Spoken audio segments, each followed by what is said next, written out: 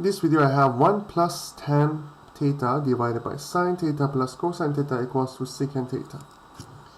So I will have 1 plus sine theta divided by cosine theta divided by sine theta plus cosine theta.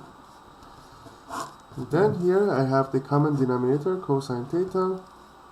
This one we change it cosine theta divided by cosine theta plus sine theta divided by sine theta plus cosine theta. If we have the 1 as the denominator, these two cancel out, and I will have 1 over cosine theta for the answer, and we know 1 over cosine is the same as secant theta. So that's going to be the answer for this equation. So this one I change it to cosine over cosine because I wanted to have the same denominator as this cosine here.